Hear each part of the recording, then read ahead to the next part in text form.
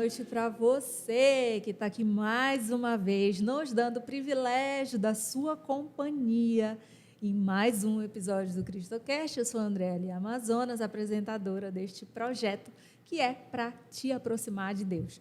Hoje eu estou com uma convidada muito especial, Alcidéia Prado, e eu quero começar falando que a Alcidéia é escritora, arquiteta, serva de Deus, tem muita experiência para compartilhar com a gente hoje.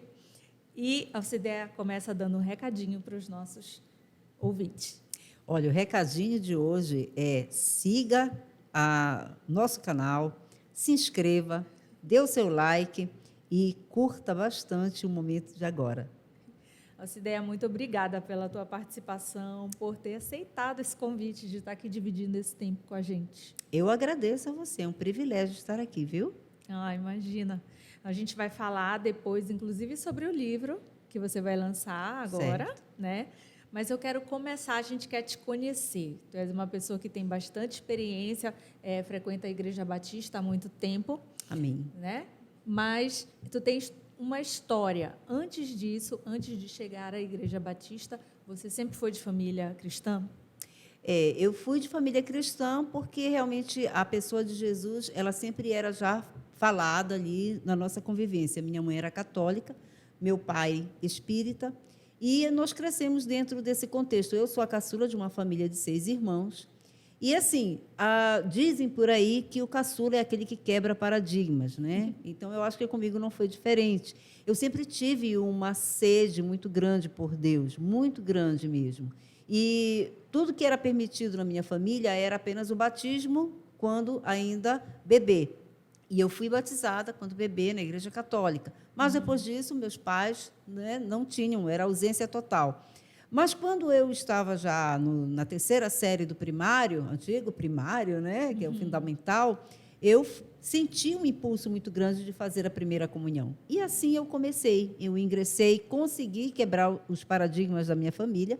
Meu pai, não me perguntem como foi, mas eu não lembro, eu só sei que aconteceu. E assim eu fui abrindo o caminho para toda a minha família, para os meus irmãos que eram mais velhos do que eu. Eu fiz a crisma aos 15 anos, né? E assim eu fui começando, fui crescendo e fui me fortalecendo. E eu sempre persegui muito as coisas do Senhor. E glória a Deus por isso, né? Glória a Deus por e isso. O fato é que, quando eu cheguei aos 22 anos de idade, eu participei da renovação carismática católica, devido à minha tamanha sede e tudo que era relativo ao Espírito Santo. Eu tinha muita vontade de saber, de beber, de conhecer. Mas foi um momento, então, que a minha vida, quando eu cheguei aos 30 anos, e eu não tenho aqui, porque não dizer a minha idade, 57 anos, muito bem vividos, porque foi exatamente aos 30 anos que a minha vida ela tomou um novo rumo. A minha sede por Deus sempre era grande, mas a minha vida pessoal ela estava totalmente desordenada. Então, aquilo que parecia ser algo muito estável, cômodo, bem desenhado, eu já tinha concluído o meu curso de arquitetura, já trabalhava na área, já era casada, tinha filhos, ou seja, tudo aquilo que talvez para muitos era o ideal, mas a minha vida pessoal ela não estava, e a espiritual piorou. E foi o momento, então, que eu dei uma pausa. Eu parei tudo. E eu deixei de ir para a igreja e eu fiquei totalmente à deriva. E, nesse momento, foi então que o Senhor me alcançou. A minha irmã, que já frequentava a Igreja Batista, me convidou para a escola bíblica dominical. Então, tudo que era pertinente a estudo, eu sempre amei, eu sempre gostei muito. E assim eu me aprofundei. E, naquele momento que eu comecei, então, a conhecer um episódio muito interessante, bem engraçado, porque eu sempre sou dinâmica, e o professor da Escola Bíblica Dominical, a IBD, ele era assim um camarada cheio das suas cadências e tudo, né? E aí eu disse, meu Deus, eu não vai dar certo isso. Mas o que é o poder do Evangelho? Quando ele começou a descrever, a narrar sobre a história do profeta Daniel, a minha visão, ela como se tivesse ampliado, ela aumentou. E aí eu comecei a tomar um outro entendimento do poder de Deus. Ali, sim, iniciou a minha carreira cristã. E depois disso, eu fui para o batismo nas águas, eu passei 10 anos mergulhando. A gente usa um termo como Paulo exorta, né, o apóstolo Paulo, ser um crente de Bereia, que era aquele que vai e fica olhando, né, pesquisando, ver se está tudo de acordo com as Escrituras. E eu me tornei essa pessoa. 10 anos eu passei assim. E depois eu pensei que a minha vida já estava tudo ok. Pensei mesmo, Andréia. Digo, bom, está tudo ótimo, a minha vida já está engrenada, aquelas áreas de turbulência já estavam estabilizadas, e eu achava que estava bem. Mas o Senhor disse, olha, tem mais. É preciso você aprender mais, porque existem propósitos do Senhor para a nossa vida que muitas das vezes nós desconhecemos naquele primeiro momento. Sim. E foi isso que começou, o Senhor permitiu determinadas situações, até mesmo a nível familiares, para me sacudir, para me fazer despertar.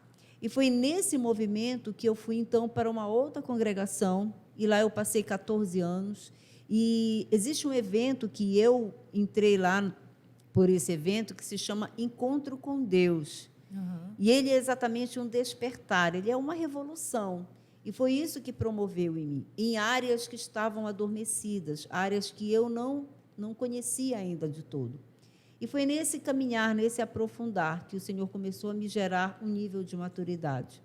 Então, eu posso dizer que hoje, né, encerrando assim talvez esse tempo, 27 anos de caminhada cristã, foi um momento entre o antes e o depois da minha vida. Eu verdadeiramente renasci quando eu comecei a mergulhar ainda mais no meu relacionamento com Jesus. É bem incrível, né? Que não sei se você tem essa impressão, assim. Eu vejo isso constantemente. Tem muita gente que eu conheço que tem tudo, mas que tem um vazio que não se preenche, né? E esse vazio a gente sabe que é Jesus, né? Mas até que a pessoa desperte para isso, às vezes vai buscar preencher esse vazio com diversas outras coisas, né? Mas não, esse vazio que está dentro do nosso peito, que nada preenche, só Deus preenche, né? É verdade. E é bem curioso na tua fala sobre isso, né? Que tu tinhas tudo estruturado, mas que tinha esse vazio que foi preenchido. E à medida que ele é preenchido, é bem legal que a gente consegue ver como o Senhor conduz a nossa vida para o propósito que Ele quer para a gente, né? Exatamente, André, porque assim, Deus ele nos conhece e Ele sabe muito bem o que é que nos estimula a curiosidade, até onde o nosso potencial vai. E assim, muitas das vezes a gente vai crescendo dentro de um sistema em que a gente vai achando que nós é que coordenamos a nossa vida. E eu era essa pessoa. Meu perfil, ele era de uma pessoa que sabia tudo. Eu cronometrava tempo, eu precisava todas as estratégias. No meu trabalho, eu fui desenvolvida para uma capacidade de liderança. Então, isso na minha vida espiritual foi comprometedor, porque muitas das vezes eu ultrapassei o lugar de Deus na minha vida. Eu entendo. E isso é uma forma literal de idolatria. Porque quando você começa a permitir que coisas, ou pessoas, ou situações, circunstâncias substituam o poder de Deus, o desejo de Deus, o desígnio de Deus, você se torna uma pessoa idólatra. E eu era essa pessoa idólatra, mesmo sem saber.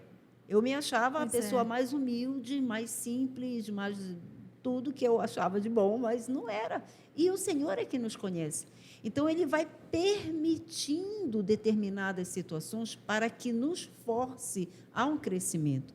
Por isso, o apóstolo Paulo ele vai dizer, em tudo dai graças.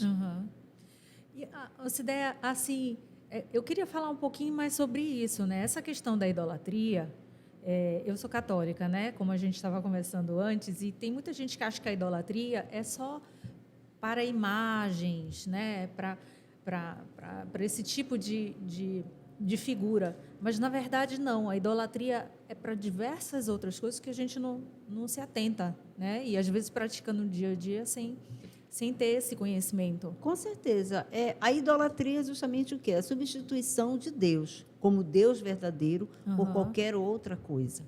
Isso. Né? Na verdade, ali, quando Moisés ele subiu ao monte, que ele ficou os 40 dias lá, o que aconteceu com o povo? O povo começou a temer o povo começou a dizer, a descrer, não, Uhum. ele não vai mais voltar, e vamos, então, voltar para o Egito. Mas, para Isso. voltar para o Egito, nós precisávamos ir com aquilo que possa nos dar a abertura.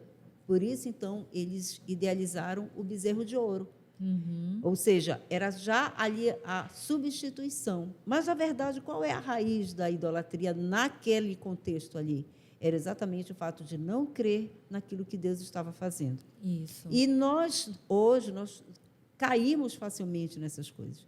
Nós colocamos pessoas, nós colocamos casamento, nós colocamos Exato. o emprego, nós colocamos as nossas razões O partidárias, o dinheiro, tudo. Então, a gente, às vezes, diz assim mesmo, não, mas eu creio em Deus, mas até que ponto realmente está a sua fé depositada nele? Eu até acho que esse tipo de idolatria é muito mais perigosa do que outros Ela é sutil. tipos. Ela é sutil e ela fica entranhada na sociedade de uma forma que as pessoas não se percebem. Exatamente. Né? Eu, como católica, não considero a reverência a algumas imagens como uma idolatria. Mas eu nem gosto assim, de discutir sobre isso, porque, como eu sempre falo, né, eu gosto de focar no que nos une e não nos que nos diferencia. Mas eu acho que tem outros tipos de idolatria muito perigosas, né? Ao dinheiro, às pessoas, especialmente, né? Quando você vê, você está tendo como líder, como prioridade, pessoas e não a Jesus, né? Se você me permite, por exemplo, no desenrolar do meu testemunho, o que aconteceu comigo? Eu Sim. era uma pessoa que, pelo fato de eu ter sido a precursora de levar, entre aspas, a religião para dentro dos meus irmãos, né? Eu achava que eu tinha como responsabilidade manter isso e também tinha uma soberba. Eu não me apercebia dessa soberba, mas era ela que me impedia de me abrir realmente para Jesus. Porque quando a minha irmã, então, se casa com meu cunhado, e ele já era de uma formação batista, e ela, então, adere à doutrina batista e me oferece o estudo da palavra, um aprofundar na palavra, a primeira coisa que eu fiz foi o preconceito. Eu recusei. Eu disse, não, eu tenho a minha religião. Então, o que era isso? Exatamente, são aqueles cânceres que estão dentro de nós e a gente não se apercebe que são cânceres. Eles estão ali, estagnados, eles estão, na verdade, crescendo, mas de uma forma sutil e impedindo todo o nível de crescimento pessoal. Então, foi no momento em que eu decidi, eu disse não, e motivada pela dor. Né? Muitas das vezes, o Senhor ele nos atrai pelo amor. As suas cordas são de amor, mas nós mesmos aceitamos aquele contexto de dor e é nesse momento de dor que nós nos abrimos. Sim. E eu lembro, como se fosse hoje, que a ministração era um seminarista e ele falou em Isaías. Ele falou o momento em que Jesus ele inicia o seu ministério. E aí, naquele momento que ele começou a narrar, e eu entendi que o Senhor Jesus ele tinha vindo para aquele momento. Ele disse, eu vim para libertar os cativos e para trazer o ano aceitável, Senhor. Então, esse foi o ano aceitável na minha vida. Naquele mesmo momento, eu disse, eu quero esse ano aceitável na minha vida. Eu quero aprofundar esse conhecimento com esse Jesus vivo, com esse Jesus essência. E foi ali que eu mergulhei. Então, a dor, pelo que eu estava passando, me permitiu a coragem de largar tudo, de abrir mão de tudo, de preconceitos, de todos os meus achismos, para então aceitar e assimilar o Senhor Jesus. E eu costumo dizer, Andréia, só antecipando um pouquinho, que Jesus ele é essa pessoa que ele tem a sua forma suave de se aproximar. Ele é cavalheiro, ele é gentil e ele sabe esperar o nosso tempo. E, acima de tudo, Deus, como Pai, ele é responsável. Eu digo isso porque eu posso perceber na minha trajetória essa responsabilidade do Senhor, o quanto Ele teceu coisas assim de detalhes. Ele preservou o meu casamento. Nós tivemos umas férias de 3 meses e o Senhor recompôs isso. Foi o Senhor que interferiu que mudou aquilo que poderia ter sido desastroso para a minha vida. Meu filho estava na UTI e estava numa situação bem difícil, com uma asma severa aguda, aos 4 anos de idade. E eu entreguei, literalmente, meu filho mais velho. Tu me disseste que isso faz parte do teu testemunho, né? A história com seu filho. Pode contar para a gente? Posso, sim, porque meu filho, desde os 6 meses de idade, ele começou a desencadear uma asma. E era uma asma que, a princípio, estava bem administrada, mas, quando chegou aos 4 anos, ele já chegou no nível que os corticoides e tudo mais que era administrado, as aminofilinas, já não surtiam mais efeito. E eu saí com ele, devia ser umas 7h30 da noite, para a emergência. Nessa época, o Instituto de Saúde da Criança ficava ainda na 3 de maio, e eu cheguei lá, desesperada com meu filho. Eles fizeram todos os procedimentos para tirá-lo da crise. Fizeram a primeira vez, não saiu. Fizeram a segunda vez, não saiu. E ele ficou todo roxo e ficando cada vez mais o quadro agravando. E então a doutora olhou para mim e disse: olha, ele vai ter que ir para a UTI. Nossa. E eu estava sozinha naquele momento, porque só podia entrar uma pessoa, e essa pessoa era a mãe. E eu estava ali com ele, isso já ia dar 11 horas da noite, num corredor escuro. E, naquele momento, eu perguntei ainda para a doutora, eu disse: doutora, quais são as chances dele, né? O que é que está realmente acontecendo? E ela disse: mãe, você está vendo como ele está. Só para você ter uma ideia, essa glote dele vinha que parecia assim um sapo, sabe? Quando fica Nossa. horrível, devido ao esforço dele para respirar. E ela disse: mãe, você está vendo como ele está? Nós vamos tentar, mas não podemos garantir nada. Então, isso para uma mãe que tem um único filho, na época eu só tinha ele, ouvir isso não é fácil. Mas eu estava iniciando a minha caminhada com Jesus. E, naquele momento, eu lembro que, quando ele entrou na UTI, eu dobrei meu joelho no corredor, não tinha ninguém, e eu disse: Deus, eu não posso entrar ali, mas Tu podes. Se for para que ele seja curado e dê glória ao Teu nome, faz a obra. Mas, se for para ele ficar sofrendo, Pai, leva ele para Ti. Querido, eu não posso te dizer qual foi a coragem que me deu de declarar aquilo, mas eu fiz essa declaração. A confiança, na verdade, né, em Deus. E aquilo ali, Andréia, foi o meu primeiro experiência do sobrenatural de Deus, porque me deu um sono. Amiga, me deu um sono tão grande, eu fui para a enfermaria e eu dormi. E eu já acordei com a enfermeira tocando nos meus pés, dizendo: olha, seu filho acordou, é para você ir lá até ele. E, durante muito tempo, porque eu não conhecia o sobrenatural de Deus, eu até me culpei, digo: que mãe era eu que dormia, fiquei dormindo quando meu filho estava na UTI. Mas depois eu entendi que ali o Senhor agiu no meu coração, me trazendo a sua paz. Sim. É assim que Ele age muitas das vezes, Ele nos traz o descanso. Então, ali começou a minha caminhada, e hoje, para a honra e glória do Senhor Jesus, meu filho está com 30 anos de idade, é um homem saudável, né? Graças a Deus. E louvado seja Deus por isso. Isso. Ainda falando sobre a questão do vazio, o que fazer sobre isso, né? A gente não... Eu observo, assim, em qualquer igreja, né? Eu sempre falo de uma forma geral. A maioria das pessoas que estão ali estão por alguma dor. Poderia ser pelo amor, mas mais pela dor, né? Normalmente estão ali tentando conversar com Deus sobre cura, sobre revelação, sobre, não sei, realmente a cura do coração, da alma, né? E poucos estão ali por amor, para servir, né? Para se dedicar. Mas eu achava isso um pouco ruim, assim, desmedido, né? Porque eu dizia: nossa, as pessoas só procuram a igreja quando estão com dor. Mas, de certa forma, que bom que estão ali procurando, não é? E aí, como começar a preencher esse vazio? Eu penso assim, pelo menos comigo foi assim. Houve um start, né? Para mim também. Via de regra é assim, tem um start. Como eu falei, eu estava caminhando na minha vida, aparentemente estava tudo no lugar, né? Estava tudo normal, tudo beleza. Porém, havia o vazio, porque não há o alinhamento. Enquanto o ser humano ele não está alinhado ao propósito pelo qual o Senhor fez com que ele viesse à existência, o vazio vai existir. Então, esse start acontece exatamente no momento, pelo menos comigo foi assim, o momento da dor, o momento da dificuldade. Sim. Mas isso foi apenas o start. Depois disso, você entra e eu, particularmente, adotei uma disciplina que se chama devocional.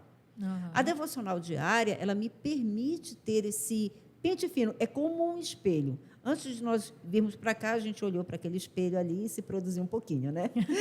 Mas exatamente isso. A devocional, ela permite que o Senhor ele mostre para nós como nós estamos, quais são as áreas que precisam ter ajuste para aquele dia.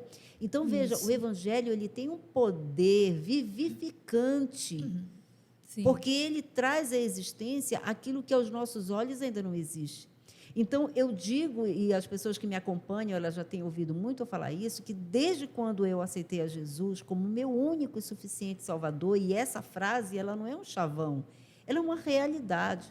Quando eu deposito, tempos de pandemia, fora da pandemia, quando eu digo que Ele é meu único e suficiente Salvador, eu tiro das minhas costas toda crise ou possibilidade de crise de ansiedade, porque eu lanço para Ele. Então, a devocional, ela quando passa a ser diária, o Senhor passa a dizer exatamente, olha, o que eu vou precisar para aquele dia. Ele me prepara, Ele me antecipa. Esse é o poder vivificante do Evangelho. Então, a dor, foi apenas, para mim, apenas um start, apenas uma mola propulsora para eu poder adentrar nesse rio. Agora, quando você adentra nesse rio, amiga, aí sabe, é maresia. Tem as turbulências? Tem sim, mas elas são bem administradas. Você não entra à deriva. Eu tenho essa experiência do devocional também, todos os dias. Acho que é a primeira coisa que eu faço no dia é o meu devocional, antes mesmo do café. Tá cedinho, tá tudo quietinho, né? Os passarinhos cantando lá fora, o galo cantando. Então, é o momento mais sossegado que eu tenho, que eu percebi que é meu e do Senhor. Amém. Então, escolhi esse horário. E depois que eu entendi até isso, quero que você dê dicas como fazer corretamente o devocional. Porque também não é só fazer na sorte. Vou abrir aqui, tá? Com não, certeza de jeito não. nenhum. É verdade. Né? Então, a gente tem que saber direitinho quem quer começar lá em casa, como começa a fazer o devocional. Para mim, também foi uma experiência que, a partir do momento que eu comecei a fazer diariamente, de domingo a domingo, eu que sou uma pessoa muito ansiosa, tem gente que me conhece, que assiste, sabe, sempre sou muito proativa, tudo é ontem, tudo é, enfim, tudo muito rápido, urgente. Isso me trouxe uma calma que eu não encontrei em outro lugar nenhum. É exatamente isso. A nossa vida, ela passa a ter o antes e o depois com Jesus, né? Então, toda aquela situação, até mesmo de monotonia que eu tinha antes. O domingo, para mim, era um momento assim terrível. Era um vazio completo, entendeu? E depois que eu comecei a caminhar com Jesus, não, mudou tudo. A minha agenda mudou, né? E continua sendo maravilhoso. Agora, a dica que eu posso dar é assim: cada um tem a sua, com que se familiariza, com que vai se identificar. Eu me identifiquei com um estilo muito pessoal. Esse estilo, ele redunda no seguinte: você não precisa fazer uma leitura muito intensa de um capítulo, por exemplo. Basta você ler 5 versículos. Eu encorajo, estimulo sempre que a pessoa inicie pelos evangelhos. Por quê? Porque tudo, o antes e o depois na Bíblia, tem a ver com a pessoa de Jesus. Ele é a essência. Se eu for ler Gênesis, mas eu tenho que entender que toda a parte do Antigo Testamento vislumbra aquilo que hoje na Nova Aliança está sendo concretizado, já foi concretizado na pessoa de Jesus. Então, quando você começa, e a dica que eu dou é iniciar nos evangelhos. E um dos evangelhos que eu entendo que, devido à riqueza de detalhes, é o Evangelho de Lucas. Então, a pessoa pode escolher logo o primeiro capítulo e pegar apenas 5 primeiros versículos. Não precisa ser tudo. Lembre-se, isso aí não é uma leitura apenas, é um bate-papo. A devocional, ela te leva a ter uma conversa com Deus. Então, você vai se aprofundar no relacionamento com Ele. Amém? É para você ouvi-lo, para você conversar com Ele. Então, você estabelece apenas 4 perguntas. A primeira delas é: o que Deus quer falar a mim com esse texto? Então, é uma questão muito pessoal, não é sobre o país, sobre as pessoas, é sobre mim, eu e Deus. A segunda é: como eu posso aplicar essas verdades que o Senhor vai me revelar na primeira pergunta na minha vida? E a terceira é o momento de intercessão e há algo que eu devo confessar, porque eu sempre vou entender que eu preciso confessar alguma coisa, porque nós somos errados, nós somos limitados, nós somos falhos. Então, essas seriam as 4 perguntas que eu poderia assim dizer. É a dica que eu dou, porque como eu, durante muito tempo, eu adquiri esse hábito. Agora, o imprescindível, Andréia, para que tudo é um encontro com Deus. Então, destine um momento do seu dia que seja o melhor para você. Sim. Porque é incrível que naquela hora celular toca, o galo canta, né? É um monte de coisa que vem para distrair, mesmo atrapalhar. Mas destina aquele dia que é o mais favorável para você. Se é o início da manhã, se é o final da noite, então dedique aquele dia. Mas faça isso uma rotina. Crie um hábito. Leva para esse momento com Deus um caderno para você registrar. Existe uma conexão entre a mente, o nosso cérebro, ele corresponde. Quando você começa a escrever, e aí foi que nasceu o hábito para a escrita, né? Para ser escritora. Sim. Quando você começa a escrever, você começa a trazer, a concretizar uma ideia. O Senhor, ele fala com você, você entende perfeito. Na hora que você vai colocar, você expressar, você começa a ver as dificuldades. Então, você tem que fazer uma reordenação na tua mente, uma coordenação, e isso tudo te estimula, ajuda muito, porque é uma concretização. Então, destine um caderno, a Bíblia, e esse horário específico, um local específico, porque é o teu momento de encontro com Deus. Eu tenho um caderno, eu digo que é o caderno de guerra, né? Que eu converso com Deus, eu escrevo, registro tudo, minhas conversas, eu e ele. E é muito legal que quando a gente vai revisitar aquelas páginas, quando a gente vê as bênçãos, quando a gente vê que ele realmente esteve do nosso lado, né? A gente ali muitas vezes eu registrava, nossa, as dificuldades, as batalhas, tudo que eu tinha que passar que era muito difícil, entregando a ele e pedindo para que ele estivesse do meu lado. E aí depois eu vou ler novamente, nossa, olha só como estava aqui, olha o que ele fez. E isso é maravilhoso, é impressionante, porque é exatamente esse momento da revolução que ele nos tira do império das trevas e nos transporta para o reino do seu amor. É exatamente nesse momento em que você começa a se aprofundar, que você começa a perceber que ele habita em você. Você passa a ser templo. Então, todas as respostas que você precisava para o teu dia a dia, elas estão aqui. Então, esse momento devocional te favorece para isso. Ele te prepara, ele te antecipa e ele te favorece já para com todas essas respostas. Eu costumo dizer que eu passei por várias situações. Eu tive, sim, um período que precisava de uma ajuda profissional, de psicólogo. Tive, sim. Mas a essência, ela está no relacionamento com Jesus. Fica disponível, né, para a gente ali, tão pertinho. Eu sempre repito aqui também nos episódios, a gente precisa estar disponível a Ele. Né? Você falando agora, você me fez lembrar. Houve um período da minha vida profissional em que eu era muito agitada, como sempre, e eu era uma pessoa muito presa à agenda. Então, de manhã cedo, eu fazia minha agenda, das 8 da manhã até as 18 horas, tinha que estar tudo certinho. Se alguma coisa falhasse, era o caos para mim. E o Senhor começou a falar na sua palavra que eu deveria entregar o meu tempo para Ele, entregar o meu tempo para Ele, entregar o meu tempo para Ele, só que a gente, às vezes, não consegue ouvi-lo. E a devocional é esse momento, né, que nos favorece a ouvi-lo. E algumas situações, até mesmo de acidente, chegaram a acontecer para que eu, então, me apercebesse que o que o Senhor queria era que eu entregasse a minha agenda para Ele. Então, eu fiz até um curso, chama-se Conhecendo Deus e Fazendo a Sua Vontade, e ali ensinava a entregar ao Senhor o nosso tempo. E eu fiz isso.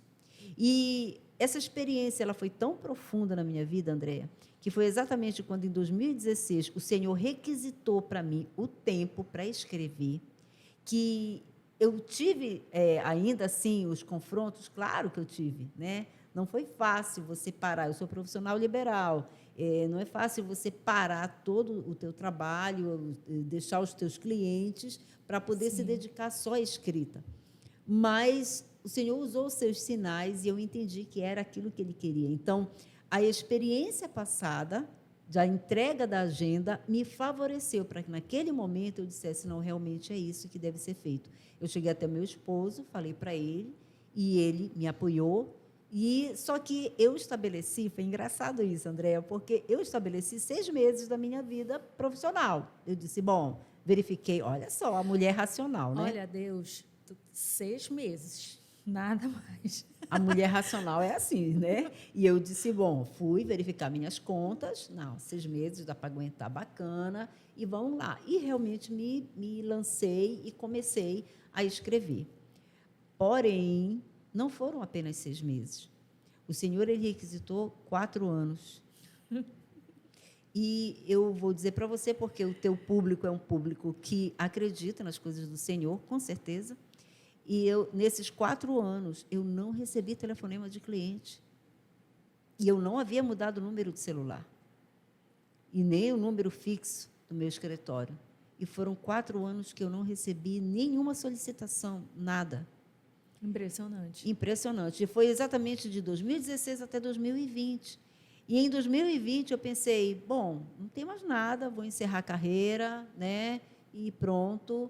E aí foi quando aconteceu a pandemia.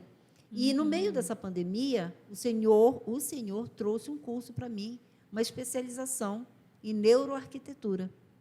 E era online, na pandemia, dava tudo de bom para você fazer, e eu fiz. E foi dali que o Senhor começou a girar a chave e começou a atrair os clientes no meio da pandemia. Os clientes começaram a voltar. Por quê? Havia um propósito, Andréa, porque nesse período de 4 anos, em 2018, eu editei 2 livros.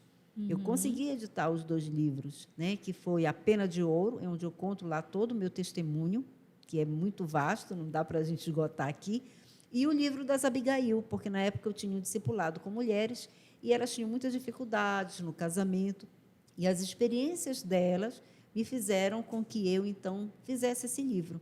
E eu consegui editar em 2018. Só que, nesse período de 2018 em diante, eu me descapitalizei. Então, eu não tinha nada e não estava trabalhando, não tinha como editar os outros 2. E então o Senhor disse, agora é chegado o momento. E de 2020 em diante, Ele começou a me atrair os clientes começaram a vir, e agora, em 2023, vai ser lançado o Filhos de Reis, depois desse processo todo. Maravilha. E o curioso, né, que de dar tempo da sua agenda para Deus é servi-lo com o seu talento, não é isso? Exatamente. Eu estou tentando fazer isso. Tá? Estamos aqui tentando fazer isso, porque eu senti exatamente isso também, que eu precisava, que Deus pediu de mim isso. E eu pedi também, aliás, Ele pediu que eu o servisse, e eu pedi que fosse com a minha vocação. Então, é isso que a gente tenta fazer aqui no Cristocast. Olha, por exemplo, a neuroarquitetura, que é a minha formação, ela me proporciona também com que eu adentre nos ambientes e leve, transmita a presença do Senhor. Até mesmo para clientes que não se dizem cristãos, mas eles entregam em confiança aquele ambiente para que eu possa vir a reproduzir o que há de melhor. Porque essa é a essência do Senhor. Ele potencializa aquilo que está em nós. É Ele que diz assim, olha, isso aqui está adequado, não, isso aqui não está adequado. O que eu quero? Por que eu te planejei? Por que eu te programei? Por que eu te formatei? Há um propósito. Então, esse encontrar-se de propósito é que é a essência do Senhor na nossa vida. A nossa vida passa a ter sentido. Por isso, eu costumo dizer, Ele é o suficiente Salvador. Por quê? Porque nele tudo se alinha. Nele, todas as respostas, elas são encontradas. E o ambiente e o trabalho, a vocação profissional, ela contribui, ela tem tudo a ver quando a gente entende isso. Todas as nossas profissões, seja elas quais forem, você pode alinhar ao que o Senhor Jesus... Basta perguntar, Senhor, é isso que tu queres? Porque eu nunca desviei da questão profissional da arquitetura. Eu sempre fui arquiteta, eu sempre trabalhei nesse mercado. Tenho mais de 30 anos trabalhando nisso. Mas haviam situações em que eu não conseguia potencializar. Por quê? Porque eu ainda não estava ajustada no que o Senhor queria para a minha vida. Então, veja, todas as vezes que Ele nos preenche, você consegue transbordar. Então, o teu melhor sai e você consegue fazer com que o melhor das pessoas também se evidencie. E eu não tenho menor sombra de dúvidas, Andréia, que aqui o CristoCast ele já está alcançando esse propósito. E, como eu falei para você, ele é apenas a ponta do iceberg. Muitas outras coisas maravilhosas, porque o nosso Deus... E é isso que é muito motivador em caminhar com Jesus. Ele não é um mar morto, onde tudo vai para ele e não tem vida. Não, ele é como o Rio Jordão. Ele é uma água corrente, ele é um fluir contínuo. Constante, Quem caminha com Jesus não fica desmotivado. Quem caminha com Jesus não fica doente na alma. Quem caminha com Jesus consegue enxergar e ver além daquilo que as circunstâncias nos aparentam. Exato. E é por isso que você passa a viver pela fé, você passa a ser um otimista. Não um otimista porque um coach te disse para você ser otimista, mas um otimista porque a palavra te revela que todas as coisas cooperam para o bem daqueles que amam a Deus. E você começa a viver as promessas do Senhor. Em Apocalipse 1,6 vai dizer que Ele nos vê como reis e sacerdotes. E tudo isso é para a glória do Senhor. Então, tudo aquilo que sai de nós, que brota de nós, um projeto, um trabalho, filhos biológicos, filhos espirituais, eles são participantes dessa herança. E isso é maravilhoso. É uma revolução. Caminhar com Jesus é andar no fluxo da revolução. Tem aquela palavra metanoia, né? A metanoia, vocês precisam entender sobre isso, busquem sobre isso, dever de casa. Porque é realmente sensacional quando você começa a compreender toda essa mudança, essa transformação que Deus faz na vida de quem realmente se dedica a Ele. E, inclusive, sobre a própria identidade, né? Exatamente. Sobre a nossa identidade. A gente busca em tanto lugar. E o principal, eu acho que é um dos lugares que a gente deixa por último para buscar, assim, porque a nossa identidade em Deus ela é tão completa e é tão firme, muito mais firme do que se a gente for buscar em qualquer outra base, né? Em autoconhecimento, em, sei lá. É porque, André, isso tem a ver com a paternidade, né? Então, o que aconteceu lá no Éden? Lá no Éden, o que houve na queda do homem foi a separação do homem com Deus. O homem, ele tinha esse momento devocional que a gente está tratando aqui, é um resgate daquilo que o Senhor favorecia para o primeiro homem, né? Para Adão, para Eva. Havia aquele contato de todos os dias. Num determinado horário, que era a viração do dia, o Senhor chegava e eles conversavam, batiam aquele papo, né? Falavam o que tinham que falar. Então, é isso que o Senhor quer nos resgatar. Porém, com a queda, houve a quebra da paternidade. Na verdade, o próprio homem se afastou. Então, a nossa identidade ela passa a ter um comprometimento por conta exatamente disso, desse afastamento daquele que é a base de tudo. O pai, ele é a base, é ele quem afirma os passos do filho, tanto o filho homem quanto a filha mulher. Sim. E as mulheres, nós temos também um papel importantíssimo, nós somos as coadjutoras, ou seja, nós somos aquelas colaboradoras. O homem ele tem um papel que muitas das vezes ele fica perdidão, ele não sabe o que fazer. E somos nós que vamos lá e vamos lá, eu vou te ajudar. Só que quando a gente passa a mudar isso, achar que, pô, esse cara é um banana, esse cara não sabe fazer as coisas, deixa que eu faço, a gente está mudando, invertendo os polos. Por isso que eu te falei que eu trato de uma palestra que é quando os polos se invertem, Sim, né? sim. Então, exatamente trata disso. Então, a importância que a gente tem de saber reconhecer qual é o meu papel. Eu sou uma mulher, eu sou mãe, então qual é o meu papel diante de Deus? O que o Senhor espera de mim nessa qualidade de mulher? E eu tenho que corresponder a Ele, porque não foi à toa, Deus nunca erra. Se Ele nos manda num gênero, é porque Ele quer que a gente desempenhe um propósito. Então, isso é muito maior do que a minha satisfação, isso é muito maior do que as minhas respostas. Mas isso é algo que é muito ainda precisa de uma maturidade para você tratar. Mas o fato é, a paternidade é ela que te traz esse resgate, o resgate da tua identidade, o resgate de quem você é no teu meio, onde você está, no ambiente profissional e tudo mais. Hoje tem na sociedade uma inversão dos polos muito grande em vários sentidos, né? Em várias áreas, assim. Eu fico um pouco impressionada de como, às vezes, até parece que o mal virou bem e o bem virou mal, né? Essa inversão tem sido cada vez mais nítida. Mas eu posso te falar um pouquinho? Porque Pode, quero muito. O que acontecia antes? Antes, quando Adão, o primeiro homem, ele era um espírito e ele possuía uma alma e habitava dentro de um corpo. Certo. O que mudou? Mudou que o espírito ele dominava. E aí, com a queda, quando a alma começou a dar as diretrizes e a carne, o corpo, começa a aceitar o que a alma manda, houve uma inversão.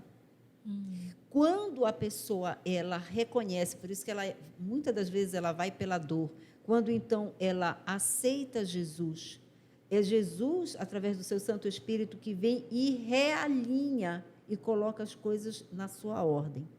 E por isso que o processo de santificação ele é longo. Então, às vezes, as pessoas elas querem ver uma mudança radical quando alguém entra na igreja, por exemplo. A pessoa quer que a pessoa mude suas vestes, mude sua forma de falar. Não é assim. É um processo.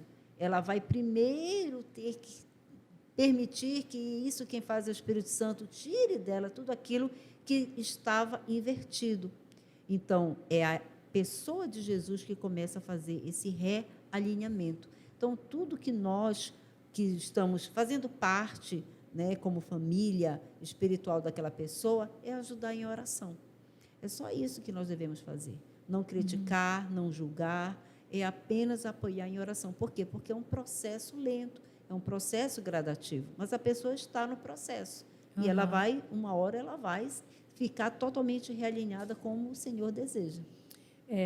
Mas eu estava falando bem assim também da questão de que na própria religião existe hoje em dia a questão de que tudo vale. Jesus ama todo mundo. Ama, ok, ama todo mundo, mas não é uma questão de aceitação apenas, né? A gente precisa avaliar essa questão dos valores. Eu vejo isso, André, por exemplo, na parábola não, na situação daquela mulher adúltera, né? O que aconteceu? Ela era adulta, ela estava no adultério, foi pega em adultério, só que ela estava ali sofrendo uma violência. E, naquele momento, o que Jesus faz? Ele diz, olha, aquele que não tiver pecado, que atire a primeira pedra. Então, depois que acontece aquele momento, então Jesus aceitou que ela vivesse no adultério? Não. Jesus olha para ela e ele diz, olha, agora vá e não peques mais, para que coisa pior não te suceda. Isso. A mesma coisa ele fala para a mulher samaritana. Isso. Ele diz, olha, vai lá e chama o teu marido. E ela diz, eu não tenho marido. Ele disse, bem, você falou bem, porque 5 maridos já tivesse e esse que você tem não é o seu marido. Então, ele não colocou ela no constrangimento, até porque ele tratou ela no momento em que estava isolada, não havia ninguém ali, mas ele a levou para um reconhecimento de que ela não estava alinhada e que aquela vida dela não estava trazendo para ela satisfação. Ela estava vivendo às escondidas, ela estava vivendo alijada da sociedade. Aquilo ali não era o projeto, o plano de Deus para a vida dela. Exatamente. Então, Jesus ele fala com amor, mas ele fala. Ele é a verdade. E ele diz, olha, é preciso que você saiba por onde você tem que andar. Eu sou o caminho. E se você quer sair dessa morte, dessa apatia, dessa letargia, que muitas das vezes te impede de ser quem você é, que tira o teu potencial, que você não consegue expressar a tua real identidade, então vem para mim que eu sou a vida. Então, ele é o resumo de tudo, ele é a essência de tudo. E o grande problema da inversão dos polos é exatamente isso. As pessoas, elas não querem ouvir falar de Jesus. Elas querem qualquer coisa. O apóstolo Paulo vai dizer isso, que no final dos tempos, as pessoas elas vão sentir como se fosse um comichão nos ouvidos, porque eles não suportarão a sã doutrina. Qual é a doutrina sã? De que Jesus é o caminho, a verdade e a vida. Isso. Amém? Amém. Sobre essa questão, uma curiosidade que eu tenho, inclusive, porque a gente estava conversando antes aqui, em relação às passagens da Bíblia, né? Quais são as que mais te tocaram? Eu tenho as minhas favoritas. Bom, porque a gente sempre acaba se identificando. Isso, verdade. Né? E vendo na nossa vida aquilo que a gente começa a entender em Cristo, né? É verdade. Durante muito tempo mesmo, eu me identifiquei muito com a mulher que alguns conhecem como hemorroíça ou a mulher que sofria de um fluxo de sangue. Por quê? Porque a questão dela buscar. Lembra que eu falei que eu sempre busquei o conhecimento, eu sempre busquei a pessoa de Jesus. Então, eu sempre tive essa sede dilatada. E aquela mulher, ela vai atrás de Jesus, ela também tem uma necessidade. Eu tinha uma necessidade. Todos nós temos uma necessidade. E eu não escondi a minha necessidade por Jesus. Aquela mulher não escondeu a necessidade dela por Jesus. Então, eu me identifiquei durante muito tempo com essa mulher hemorroíça. Mas, hoje, eu adoto, eu acho muito bonito também, até me identifico com a viúva de Naim. Porque a viúva de Naim, ela foi aquela mulher que ela estava sofrendo a dor dela. Ninguém pediu para que o filho dela fosse ressuscitado. Nem os discípulos pediram, nem ela mesma pediu. Foi Jesus que se moveu em íntima compaixão. Eu acho isso o máximo, Andréa, porque revela essa beleza do caráter de Jesus. Jesus, ele deixou a sua glória. Você sabe o que é isso? Você imagina, né? Ele deixa a sua glória apenas porque ele queria corresponder ao plano do Pai.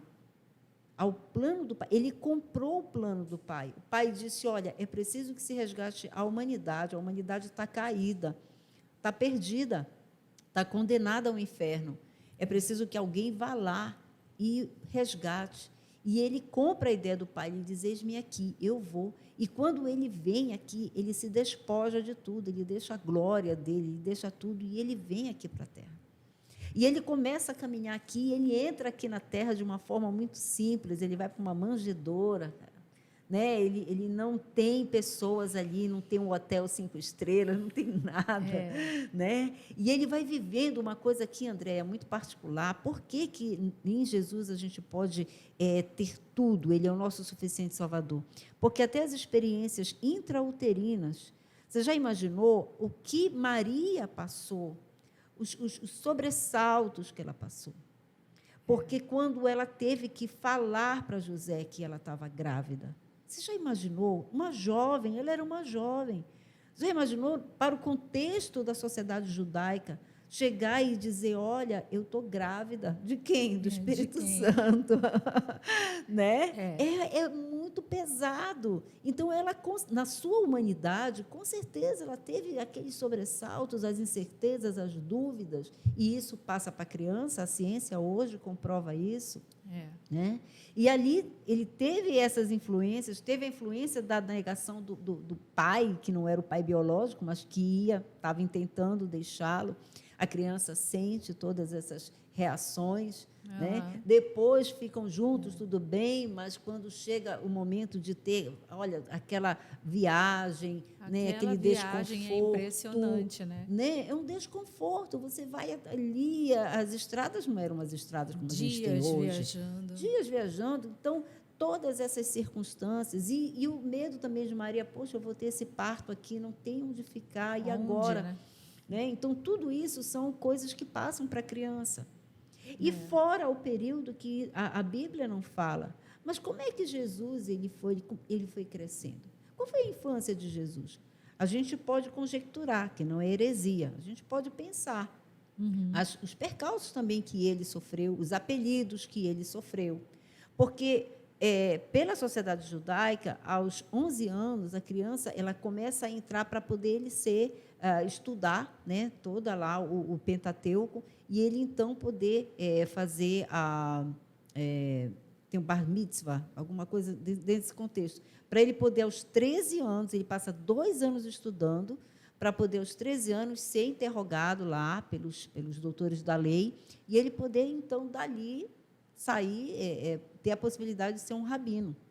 E é naquele momento ali que o pai biológico, ele chega e ele faz as confirmações de que ele é um filho e tudo mais. Isso é da cultura judaica. Jesus não teve isso, pelo menos não mostra que Jesus teve não isso. Fala até os 12 anos que José ainda estava vivo, que foi aquele episódio lá que ele vai, que ele já estava aos 12 anos, e ele confronta ali os doutores da lei. Mas ele ainda não estava na idade, no tempo hábil.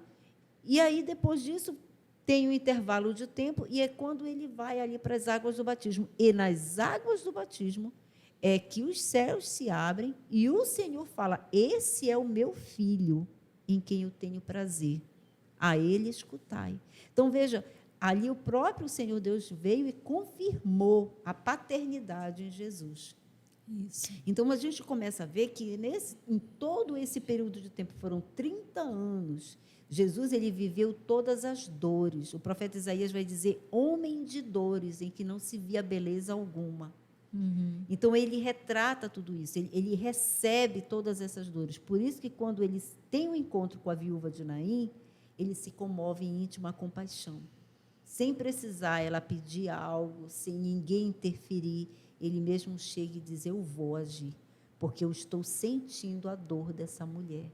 Eu vou ressuscitar o seu único filho. Isso é muito forte e eu me identifico no momento com essa passagem. É lindo. E quando a gente começa a acompanhar, né, a ler a Bíblia, a gente acaba identificando na nossa vida várias passagens. À medida que a gente vai vivendo, vai evoluindo, vai acontecendo as coisas e a gente vai se identificando aos pouquinhos, né? E aí, não é interessante que há, sei lá, quantos mil anos atrás já aconteciam as coisas que a gente se identifica hoje. Exatamente. Né? A Bíblia ela é atual, Andréia. Completamente ela atual. é atual. Você pode lê-la em qualquer tempo em que você estiver e você sempre vai ver. Por quê? Porque é o próprio Espírito Santo. A Bíblia ela foi composta foram 40 escritores, mas o único autor é o Espírito Santo. Isso. Então, quando você vai lendo, e isso num período de aproximadamente 1.500 anos, você já pensou que é 1.500 anos, pessoas forem, então, até chegar no cânon que hoje é a Bíblia. Então, é muito tempo, foram muitas pessoas de culturas diferentes, em etapas diferentes, mas quando você começa a ler, parece que se fosse apenas uma única pessoa escrevendo. É isso mesmo. É muito... Eu vou mais uma vez repetir para vocês, assim, eu sempre falo aqui, nos episódios anteriores eu disse, a Bíblia é onde a gente encontra tudo que a gente precisa, todo conhecimento e informação que a gente precisa, seja sobre gestão de pessoas, seja sobre finanças, seja família, do que for, comece pela Bíblia, não é isso? É verdade. Então, eu quero fazer uma perguntinha, por que vale a pena crer? Porque a gente vê a mudança clara, né, do que era a nossa vida antes e o que passa a ser depois que a gente se entrega realmente a viver segundo a palavra de Deus. Por que vale a pena crer? Vale a pena crer para poder ver desabrochar o projeto de Deus na vida de uma outra pessoa. Porque já não passa mais ser nós. Assim como ao start, a dor ela é permitida para que a pessoa possa ir romper. Depois que ela começa ao processo de santificação, ela começa a se enxergar quem ela começa a ver seus potenciais, porque o Senhor começa a revelar, brota de dentro dela o entendimento e o desejo de ver isso em outras pessoas. Exato, isso mesmo.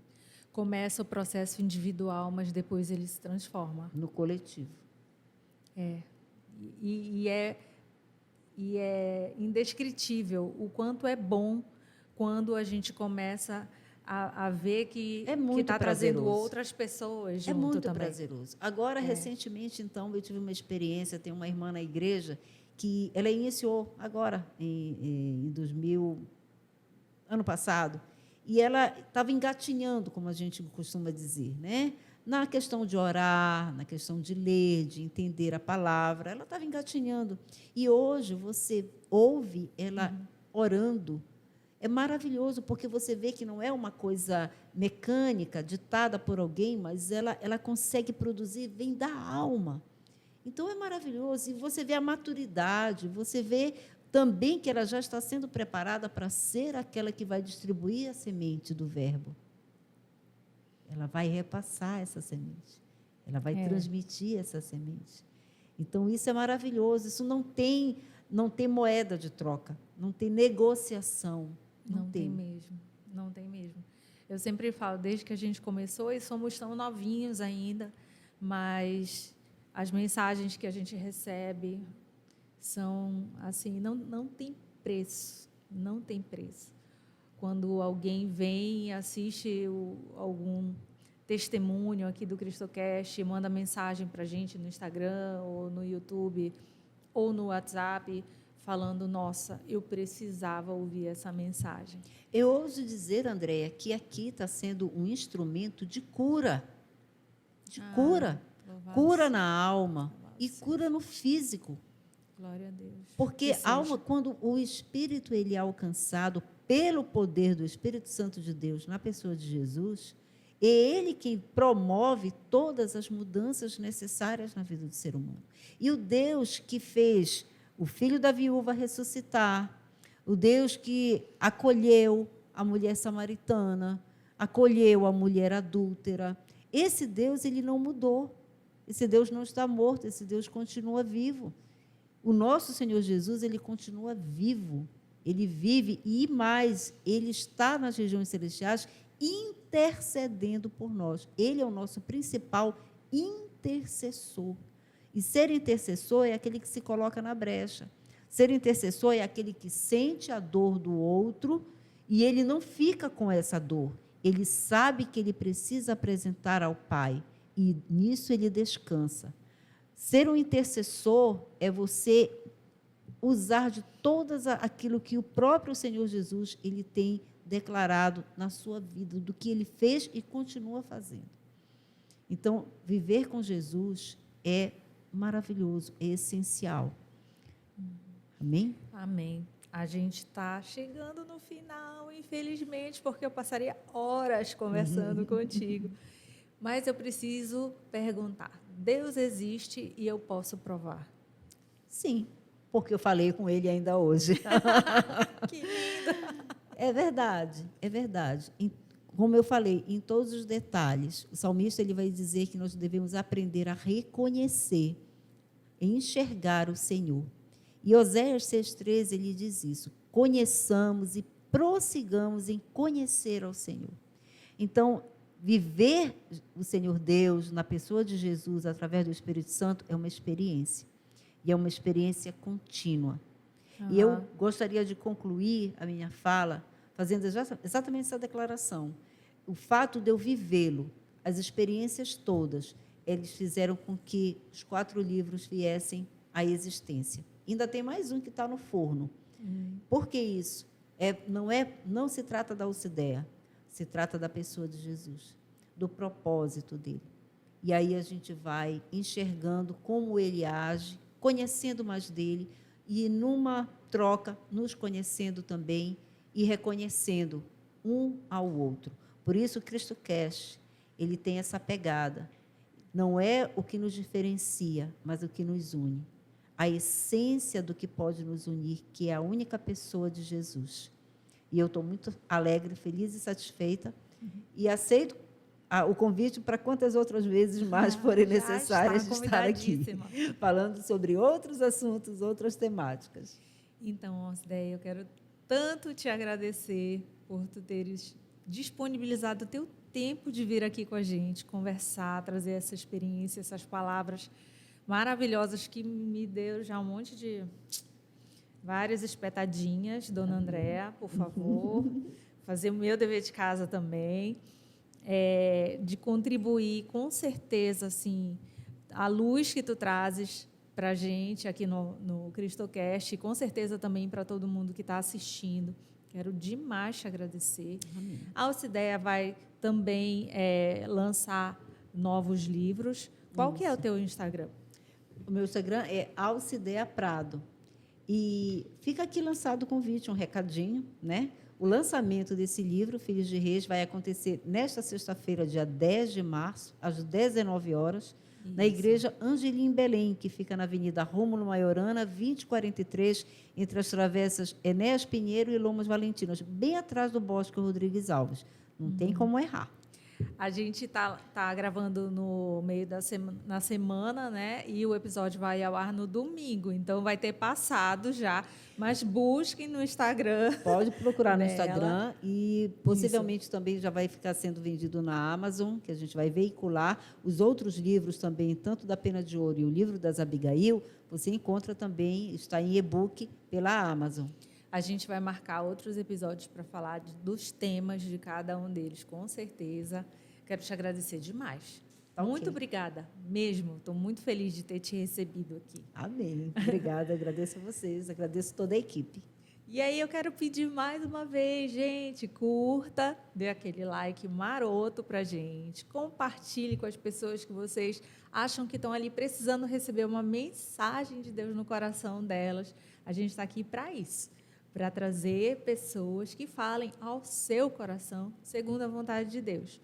Então, dá um monte de like, ajuda a gente. O canal está novinho, mas a gente quer trazer um monte de ovelhinha nova para o Senhor. Então, obrigada pela sua companhia mais uma vez. E já sabe, eu e você nos vemos no próximo CristoCast. Obrigada.